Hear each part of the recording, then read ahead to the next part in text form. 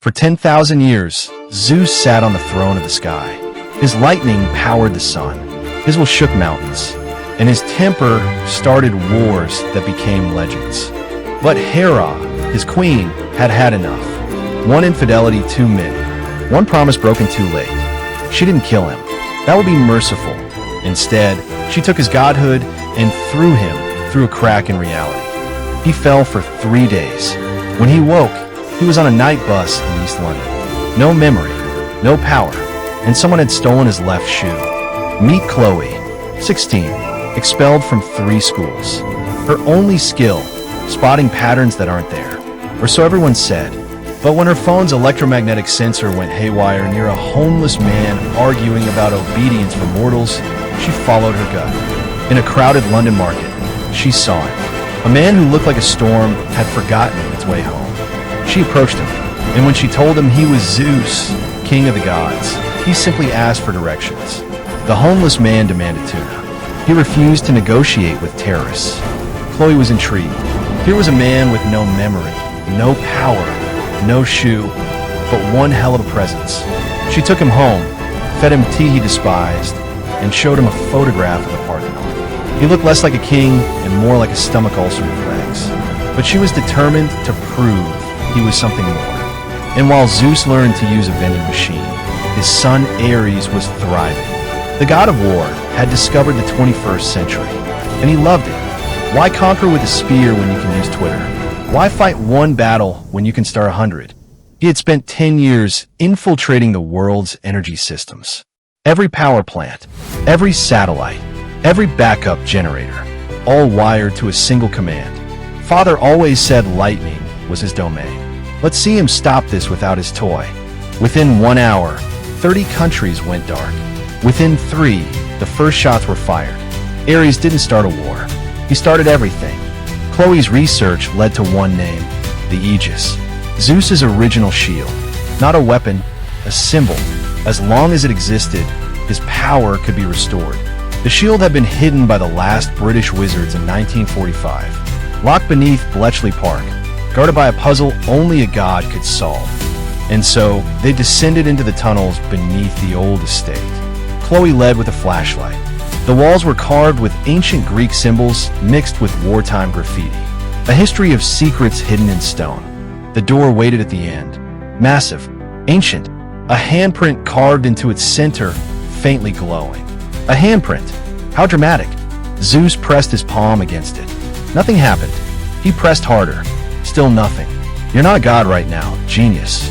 You're a tourist. Let me try. Chloe spat on her hand, wiped it on her hoodie, pressed her palm next to his, and the door rumbled open. It wasn't godhood. It was intention. Zeus wanted power. Chloe wanted to save her mother's hospital from the blackout. The door chose her, and there it was, the last hope of Olympus, sitting on a concrete pedestal like a museum piece. The Aegis, bronze and ancient, pulsing with weak blue light. But Ares was waiting in the shadows. Hello, father. You look terrible. Death agrees with you. He raised his railgun. The fight lasted 4 seconds. Zeus, human weak, never stood a chance. No shield, no power, no god. Just a dying man and a little girl with a podcast. Ares stomped on the glass. The Aegis shattered into 3 pieces. The light died, but Chloe didn't break. Her fear turned to fury. She looked at the sparking power cable on the floor. You forgot something, Uncle Ares. She grabbed the live cable with both hands. 50,000 volts. Her body lit up from the inside. Her hair floated. Her eyes turned white. We don't need gods to make lightning. The British National Grid. 3 backup generators from a nearby data center. And 1 teenage girl who refused to lose. All of it flowing into a fallen king. Zeus rose. His eyes were no longer tired. They were storm clouds. His voice shook the walls. Thank you, child. Now cover your ears. He raised one hand. A single bolt of lightning, not blue, but white gold, the size of a skyscraper, formed above his palm. Ares had 1 second to understand his mistake. Zeus didn't need the Aegis. He needed someone to remind him why he fought. The lightning struck. He didn't scream. There was no time. He became light, then heat, then nothing. Just a scorch mark on the floor. The blackouts ended at exactly 4:13 a.m. Power returned to every city at once. No explanation, no culprit, just relief. Chloe sat at a bus stop, wrapped in a silver emergency blanket, drinking terrible tea from a foam cup. Zeus sat beside her, wearing a stolen park ranger vest. So, full god again. Gonna go back to Olympus? He looked at the gray London sky. For the first time, he smiled. Not a god smile, a tired man's smile. I spent 10,000 years being feared. Yesterday, a 16-year-old girl called me a divinely unemployed nuisance and then saved my life. I think I'll stay.